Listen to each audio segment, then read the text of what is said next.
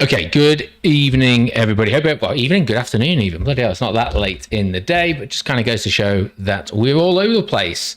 Hope people can hear me, and apologies for the short notice. I was kind of umming and ahhing. Do I just type up some charts and post them in there? But by the time it takes it, I might as well have 10, 15 minutes of a chat with you guys. So that's what we're doing. I'm just trying to make sure we are live. We are. Okay. As I say, I was a bit rushed today. Kids are still around. It's half term, so I've taken the camera off in case they come bursting in.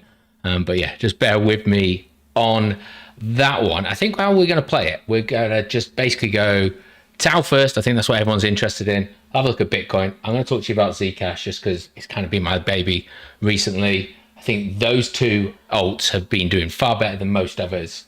We may have a look at sort of overall sentiment, and then we'll take it from there and just see where it is. So I'm not going to spend too much time on this chart here. Bitcoin moved back down. We started to break back through in terms of lines of level of support. We are just into this new candle. We are currently at 110,500, so technically above that 109,500 level. Good. We'll have a look on the smaller time frames as to my thoughts on what's happened with price action over the last 48 hours. But we're still within this range, and we really need to break that 116.5 to 117,000 level before we can get really excited. And hey, as long as we stay above that 110, we are laughing. Bitcoin dominance still showing its strength, and I know a lot of us in Discord are pretty excited because our altcoin is doing well, and that's great to see. But most other altcoins kind of sort of on parity with what Bitcoin has been doing over the last 24 hours. They went down similarly, they went up similarly, but you know, we can see that actually Bitcoin dominance is still starting to climb up. We are at that 60% at the moment, although last couple of candles we got ever so slightly higher. I'm still of the opinion that this will continue to climb. That hasn't changed. Total 2. Okay, that's similar kind of situation of where I explained yesterday, Tuesday even, that 145 has been a bit of a support, kind of looking similar to Bitcoin. This has got further to go, 1.61, let's call it 1.6 trillion. What we really want to see in terms of getting back up into that. Let's have another discussion about a full-blown alt season rather than cherry picking those that are going. We're kind of sat in no man's land at the moment, but that's where that one is. Sorry if I'm rushing. I just wanted to get some of these. And then BitTensor on the 3-day time frame. Finally, I mean, unfortunately, there's two days left to go, but we have broken through in the last couple of hours convincingly. So I was going to say conclusively, convincingly through that yellow trend line. We're going to have a look on the hourly time frame how it's actually done. But it has been a very strong move. I don't know if there's fundamentals behind it, but just in overall movement, that is a strong move. We look at, I mean, dare I even suggest that we close the weekend, at around these levels. We have taken out so many previous higher lows. We'll be looking at sort of price action in and we've not really seen since January, February of this year. So a very strong move.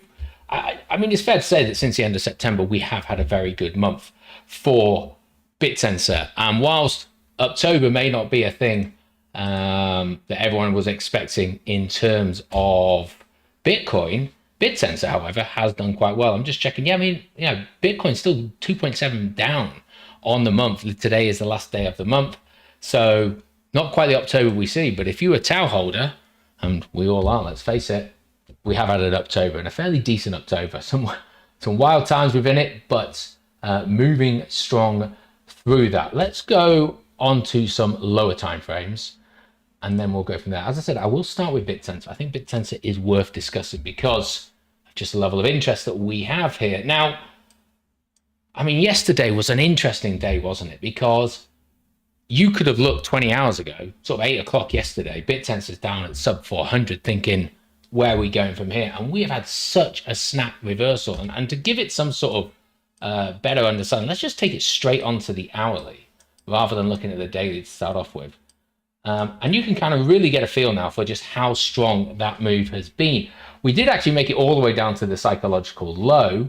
I managed to close a short in about the 396 kind of level. I'd staggered close. I think the average close is about 402. I didn't take a long, and man, what a mistake that was. I say mistake, missed opportunity, because I've just been staring at the PC for so long, decided to just shut it down. Since then, though, we have actually added 33% of our value. We were at 390. We've actually peaked at 490. We are coming back down.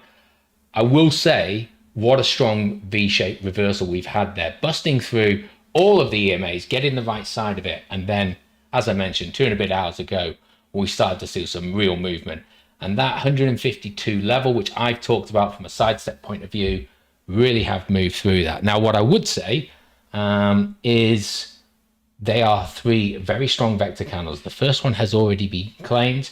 I would argue, and I'm not trying to put a dampener on it, that we may see 50% of this next one being reclaimed. I think, given we have gone 33% in 20 hours, it shouldn't be too unrealistic for us to expect a move back down. What I like with my red line here is also, turning around points, not a very well drawn circle, neither is that one, of those 2 there. We can pick 450 as an area of support and bounce on that. I think we've got a good move ahead of us. In terms of, I mentioned in Discord, I'm using that 152 as a sort of a line in the sand of what I'm actually going to do, whether I take a long or take a short.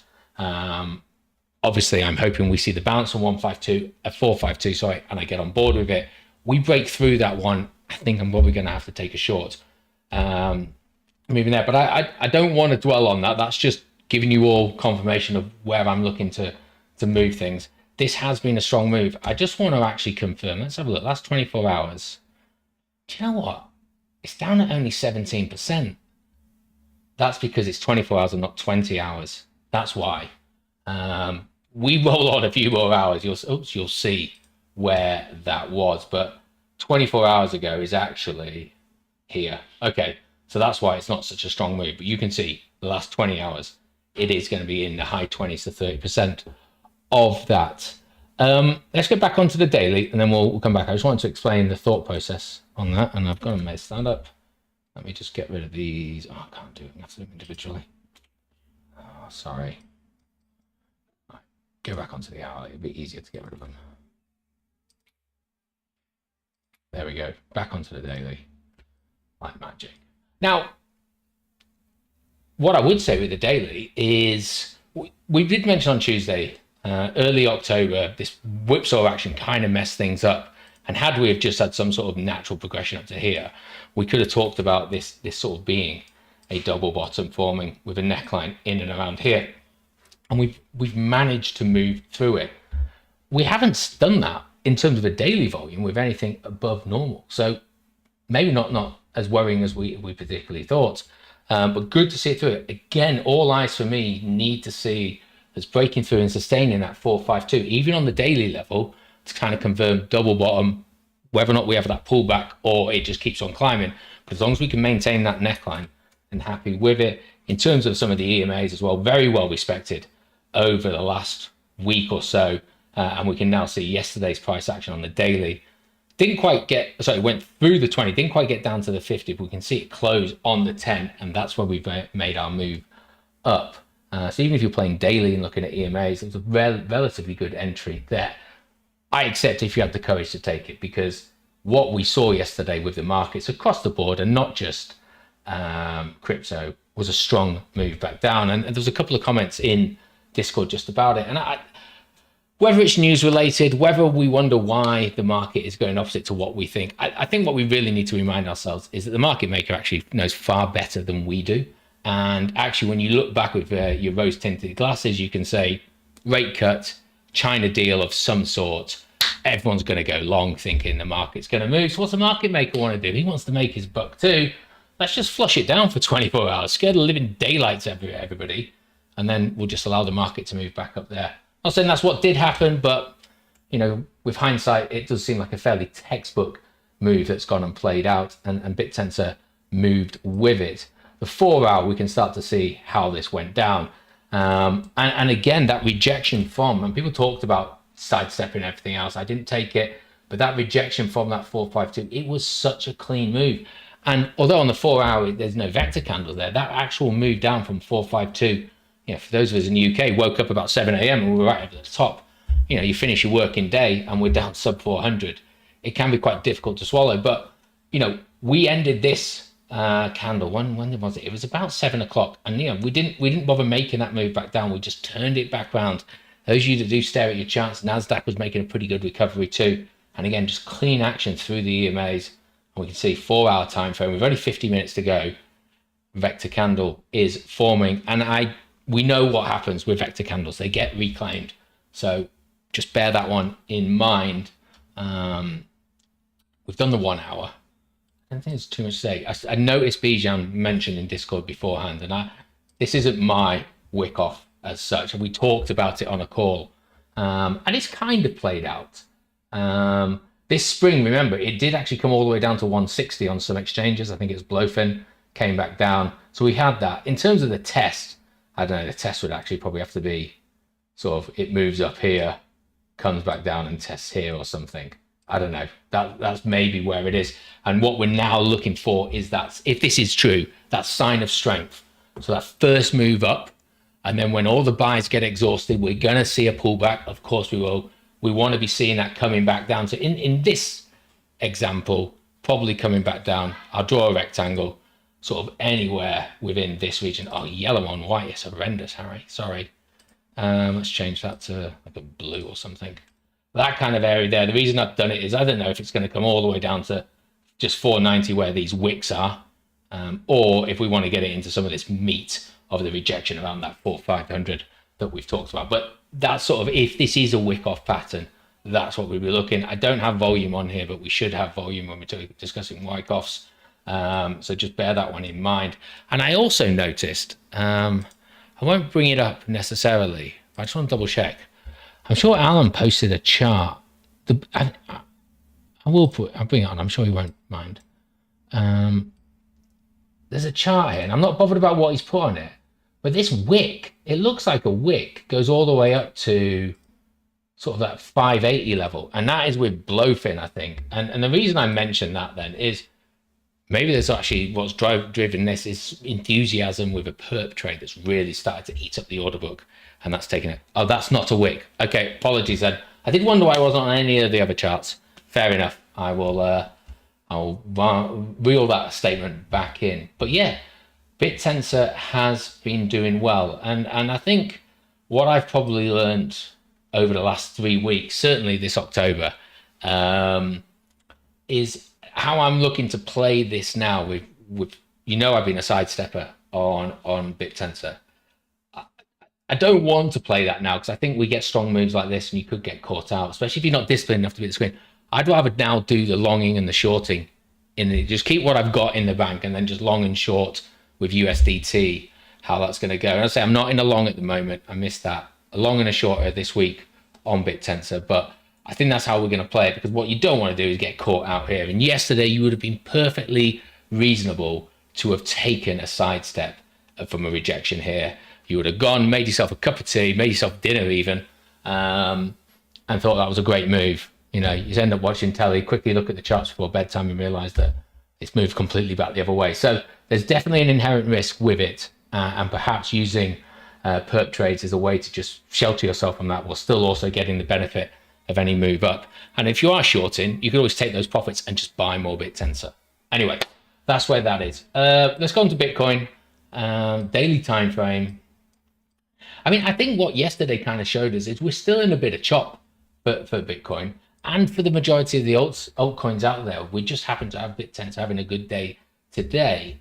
But since the rejection beginning of the week, 160,500, we've just steadily moved back down, and we found that 200 EMA and a great area for this bounce. But, it's not been massive compared to, yesterday we saw price going from 111 down to 106, a 5,000.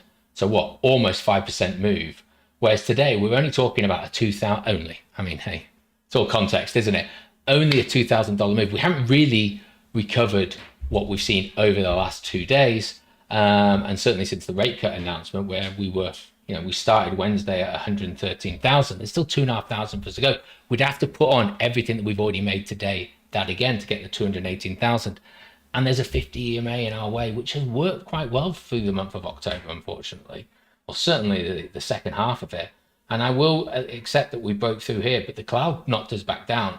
And so before I can get truly excited and start to eye up the remaining vectors from this god awful descent, candle that happened on the 10th of October, we got to get through. Let's just call it 113,000, but 112,900 or 891 if you want. We get through that, we stay above that. I accept there's an argument here that said we've done that in the past, but we really start to build there, then we can start talking about these levels. But until then, I can just see a move up and then a rejection back down. So we need to temper that. And I think it's a different discussion having with looking at BTC as opposed to looking to what Tao's done over the last 24 hours. I don't think there's too much more on the 4-hour time frame. You can see the move down. That's the same across most altcoins across the board. This time, vector candles on the way back down. So what do we know is going to happen? They're going to get recovered, and they have all been recovered at the moment. We haven't really had much volume through this move back up, so we're not talking about any vectors holding us back right now. But what we are seeing, and it's difficult to break out within it, so I'll zoom in, 50 EMA on the horizon and the 800 EMA, so right on top of each other, within $200. That's our next barrier to get through. So I actually would like to see us developing a vector candle, getting through that 4-hour time frame. I mean, talk about the uphill battle though. We've then got the 200 EMA at 112,800. Sorry. So a bit of work to do there, but it's the weekend. It's just us. We close strong momentum on a Friday into the weekend. Who knows where we could end up going. And then I'm going to talk about Zcash because I'm interested in it just because I've been playing with it. And as I said to you on Tuesday, I'm looking for charts like this because there's sentiment that is just making this rise rather than sort of price action. You don't necessarily have to spend too long diving into the chart to try and find that entry position. And even yesterday, where it was started the day at sort of 370, ended the day bang on at 300. All that was, because it's been such a strong move over the last 2 months, was just a move back down to the 10 EMA, something we would expect it to be hitting regularly on a usual chart. So again, nothing really to worry about there. There is a vector candle here. We got through 50% of it, but there is some left. But even that is still above the 20 EMA. So I think this is, for me, still prime for opportunities to long. That being said, and I'll start on the hourly. Again, there was a time where this thing didn't know any chill. From 7 o'clock last night to 7 this morning. So 12 green candles. I know they're white, but 12 positive candles in a row. We finally started to pull back. And I had opportunities throughout all of this to get in. But to be honest, the smart thing for me to do was to just say, I don't know when this is going to turn around. It looks overextended. I'm just going to have to wait. And even this, it didn't get down as low as I would have wanted it to. So again, I don't have a long in the game at the moment, and I'm just going to have to wait. And sometimes that's it. You just accept you miss a trade. Don't YOLO into it because it's still moving up. Try and see where there's a vector candle here on the hourly. I think that's probably going to get taken. And then by just how long it does, can I get to the 50 EMA to give me some sort of sentiment of where it's going? And then even on the 4-hourly, maybe able to even wait and get a move down to the 350 level where there's 20 EMAs. But look at yesterday, and this is where I kick myself because I was kind of exhausted with the shorts that I was running here. Didn't really look at a long entry, but actually back to the 50 EMA with a perfect bounce off it. That would have been a great entry point. And again, much like BitTensor, in the last 20 hours, this thing has moved 30 odd %. Maybe not quite as much as BitTensor, but it has moved incredibly well.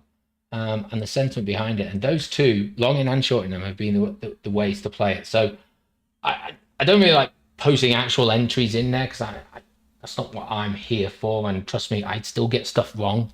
I'm not 100% success rate kind of trader or anything like that. But I'm happy to sit in a loss until I think it's going to turn around, and I take profits kind of early. I try to protect myself early because I'm always of the opinion there's always another trade to take.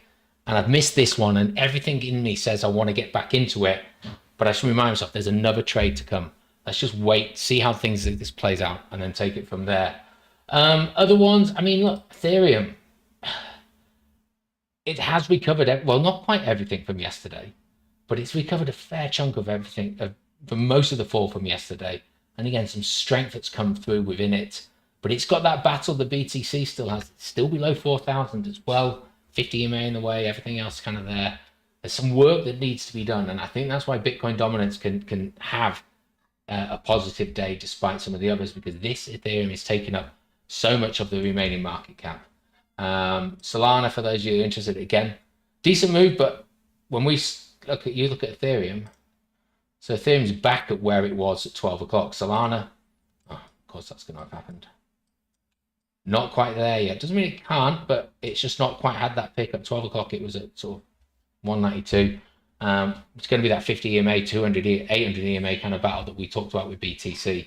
In terms of everything else, there's not too much. I'll just, NASDAQ hasn't made an all-time high, but it's not really fallen away. So I put it on the dailies just so you can kind of see.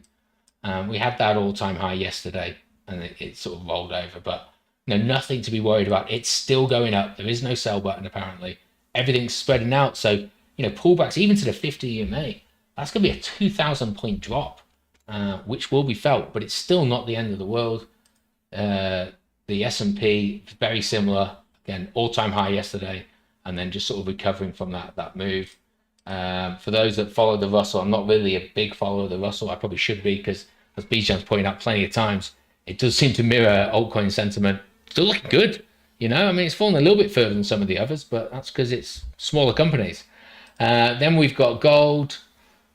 Jury's out whether or not we've reached that peak, and we're going to see this come over. We kind of drew some lines before. Yeah, I think it was a bit better drawn last time. Through here, we really want to be breaking back above 4,200, I suppose, to say that we're still back on. But as long as you stay above this 50 EMA on the daily, I don't think you can write it off. Silver had a good day yesterday, coming back from its fall. It fell a bit harder than gold, down to the 50 EMA, and then a strong bounce through. So maybe this is the precursor to what we might see for gold, but it's the right side of some EMAs for me. And yeah, if you're into trading your commodities or your precious metals or anything, then yesterday was a good setup for that. Some of the others, coins moved up strongly today. Circle had a bad couple of days, starting to recover a little bit, obviously because I bought it at, I think it was 131. So still a little bit underwater, but nothing too bad. MicroStrategy has had, 7% day increase today. Good move there. This is a gap, actually, remember. But it's filling this other gap right now. In fact, it's closed that gap there. So there's still a gap down there. It's kind of been a bit choppy, but it is in a downward trajectory. Nvidia looking like a beast. So with Palantir. TauX, strong day today, 8% up. Price of Tau's helped that one, obviously. And Tesla's looking quite good. I think we'll knock on there 20 minutes instead of 15, but it will do. Let's just have BitTensor back on the table. I'm looking at the camera, but the camera's not on. Just remind yourselves, it's always great to see days like this, strong recoveries and moves back. Please remind yourself what you felt like yesterday with this strong move down, okay? And that's the thing. We saw in the space of 24 hours, we can have a monster move back down and a monster recovery. There's nothing to say that this can't happen again next week or something like that. So whether you're long in it, whether you're looking at your detail portfolio, and I don't know how details performed today compared to BitTensor, but take the opportunities. 20% up just on this. We know it's 33% up from the bottom from yesterday.